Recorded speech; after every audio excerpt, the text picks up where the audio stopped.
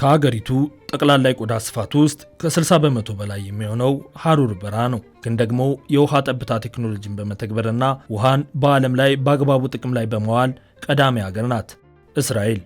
የአንድ ጠብሰቅ ያለ ከተማ ነዋሪ ህዝብን ቁጥር እንኳን መተካከል የማይችል የህዝብ ብዛት ያላት እስራኤል የዓለምን የፍራፍሬ ገበያ በማጥለቅለቅም የምትታወቅ ናት። እስራኤል የምድሯን ትልቅ ድርሻ የያዘውን የሲና በረሃ ቅጥያ የሆነውን የኔጌቭ በረሃ ብትይዝም የዓለም ግብርና ሙያ የሚቀዳበትን እውቀት ማካበት ያስቻለ የውሃ ሀብትን ገንብታለች። ከወታደራዊ ጥንካሬ እስከ ሀገር ወዳድነት፣ ከቴክኖሎጂ እስከ ግብርና፣ ከሰለጠነ የውሃ አጠቃቀም እስከ በረሃን ገነት የማድረግ ጥበብን የያዘችው እስራኤል ለመሆኑ እንዴት ይሆን ይህንን ዓለም የፈጠረችው ስንል ጠይቀናል።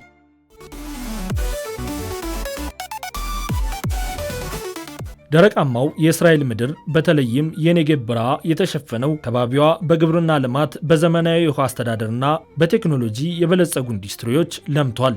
ለዓለም የብርቱካን ልማት መልክ መገለጫ የሆነችው እስራኤል በረሃዋ ሁሉ በውሃ ልማት ጦም ከማደር ድኗል። በእስራኤል በረሃ ውስጥ የሚፈሰው የ150 ኪሎ ሜትር ርዝመት ያለው ትልቁ ወንዝ ናይል ፓራን ሲሆን በሀገሪቱ ውስጥ ከዮርዳኖስና ከያርሙክ ወንዞች ቀጥሎ ሶስተኛው ትልቁ የውሃ መስመር ነው። በእርግጥ የዮርዳኖስ ወንዝ ከጠቅላላው የእስራኤል ወንዞች ረጅሙ ቢሆንም አብዛኛው መንገዱ በበረሃ ውስጥ አይደለምና በረሃዋን ወደ ገነት ከቀየሩት መካከል አይደለም። ናይል ፓራን ግን በእስራኤል ውስጥ በጣም ሰፊው የውሃ መስመር በመባል የሚጠቀስ ሲሆን ያንን የሀገሪቱ ሰፊ የበረሃ ምድር ኔጌቭን የሚያጠጣ ነው። እናም ናይል ፓራን በእስራኤል ሰፊው የበረሃ ምድር ኔጌቭ ትልቁ የውሃ ጅረቷ ነውና በውል ጥቅም ላይ ታውለዋለች። በሀገሪቱ ካሉ በግዝፈታቸው ትላልቆች ተርታም ሲታይ በሶስተኛ ደረጃ ላይ የተቀመጠ ነው ናይል ፓራን።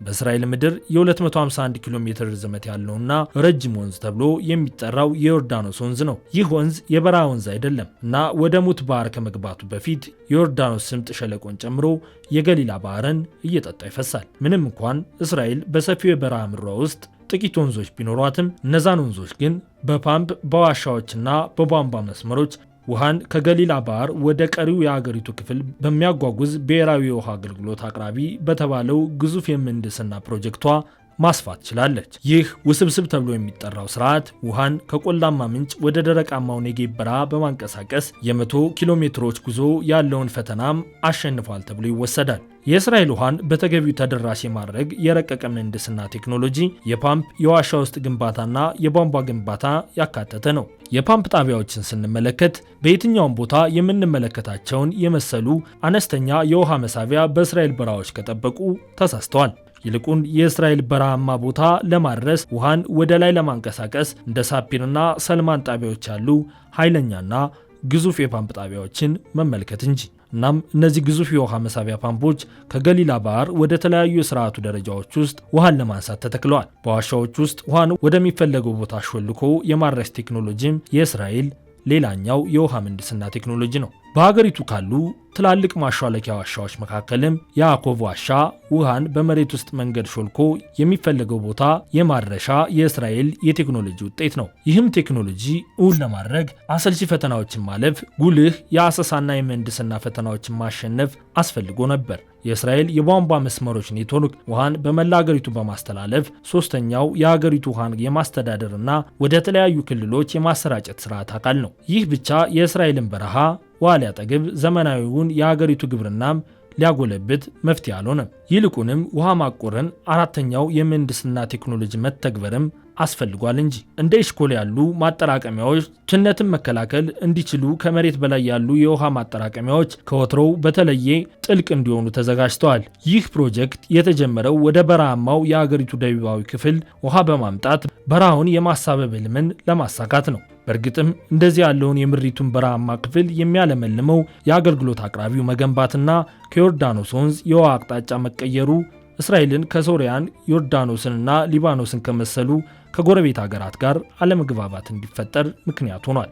እንዲያውም የግጭቱ መባባስ በመጨረሻም ወደ 6 ቀን ጦርነት ለማምራታቸው ምክንያት ነበር። በተለያዩ ፈታኝ ቦታዎች ላይ የተተገበረው ይህ የእስራኤላውያን ሕይወትን የሚቀጥል ውሃ ለሕዝቡ የማቅረብ ስርዓት የስበት ኃይልን የሚቃወም የምህንድስና ስራ ሆኖ ተቆጥሯል። እስራኤል ከሜዲትራኒያን ባህርና ቀይ ባህርን የሚያዋስኗት የመካከለኛው ምስራቅ ሀገር ነች። ምንም እንኳን እስራኤል በመጠን አነስተኛ ብትሆንም ሀገሪቱ ከለም ሸለቆዎች፣ ከባህር ዳርቻዎች፣ ከመካከለኛው ደጋማ ቦታዎችና በረሃዎች የተለያዩ መልክዓ ምድራዊ ባህሪያትን ታስተናግዳለች። የእስራኤልን ደቡባዊ ክፍል ግማሹን የሚሸፍነው የኔጌብ በረሃ የሀገሪቱ አንደኛው መልክ ነው።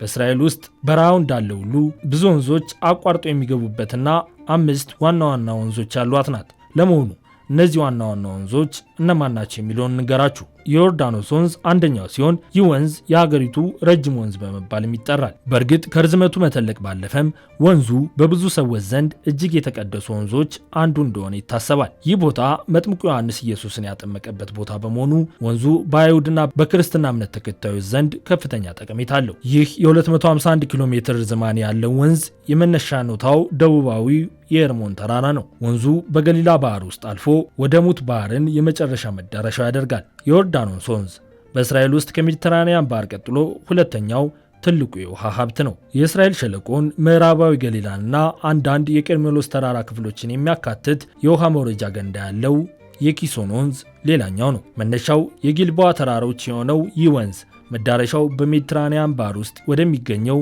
ሃይፋይ ቤይ ነው። በእርግጥ የኪሶን ወንዝ በተለያዩ የመንግስት ኤጀንሲዎች በእስራኤል ውስጥ እጅግ የተበከለ ወንዝ ተብሎ ተለይቷል። ውሃው በአቅራቢያ በሚገኙ የኬሚካል ተክሎች በሜርኩሪና በኦርጋኒክ ኬሚካሎች ለመበከሉ ምክንያቶች ናቸው። ይሁን እንጂ በ2012 የእስራኤል የአካባቢ ጥበቃ ሚኒስቴር ወንዙን የማጽዳት ፕሮጀክት ይፋ በማድረግ ለብክለቱ ተጠያቂ የሆኑ ኩባንያዎችን የገንዘብ ድጋፍ እንዲያደርጉ ወስኗል። በአረብኛው ቋንቋ ዋዲ ካቢባና ዋዲ ሱኩሪል በመባል የሚታወቀው ባለ 70 ኪሎ ሜትር ርዝመቱ በአልቤቱ ላኪሽ ወንዝ ሌላኛው ነው። ላኪሽ 1020 ኪሎ ሜትር የተፋሰስ ስፋት ያለው ሲሆን መዳረሻውን ሜዲትራኒያን ባህር ሲያደርግ መነሻው ከዌስት ባንክ ሆኗል። ይህ ወንዝ በ2017 በውሃ ብክለት ምክንያት በሺዎች ለሚቆጠሩ ዓሳዎች መሞትም ምክንያት ሆኗል።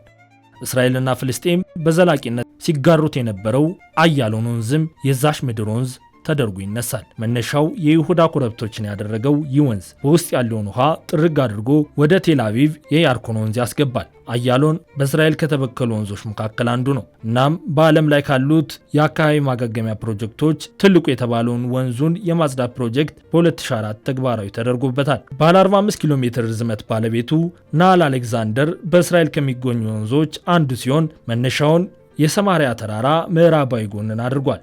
ይህ ወንዝ በእስራኤል ካሉ እጅግ ንጹህ ወንዞች መካከል በመሆኑ ለስላሳ ሼላሌዎች፣ ረግረጋማ ድመቶች እንደ ካትፊሽ፣ ቲላፒያና ሌሎችም ሀገር በቀል የአሳ ዝርያዎች ያሉ የውሃ ሀብቶች መኖሪያ ሆኗል። እናም አብዛኛው ምድሯ በበረሃማ ቦታዎች በምትገለጠው እስራኤል ውስጥ ወንዞች እጅግ የተከበሩ ናቸው። ለቤት ውስጥና ለኢንዱስትሪ አገልግሎት የውሃ ምንጮች ሆነው እያገለገሉ ያሉት ወንዞች ለሀገሪቱ የዘመነ ግብርናና የአሳ ምርትን ማደግ ቁልፍ ሀብት ነው። በእርግጥም ዓለም ውሃን በውሃ ምህንድስና ታግዞ በተገቢ መጠቀም እንዴት እንደሚቻል ሲማር እስራኤል ትምህርት ቤት ናት። እስራኤል ውሃን በመላ ሀገሯ ለማዳረስ የተጠቀመችባቸው የውሃ ምህንድስናዎች በእርግጥም እጅን በአፍ የሚያስጭኑ ናቸው። ውድ የቻናላችን ተከታታዮች አብራችሁን ስላላችሁ እያመሰገንን ሌሎችን መረጃዎች እንዲደርሷችሁ ላይክ፣ ሼር፣ ሰብስክራይብ በማድረግ አብራችሁን ሁኑ።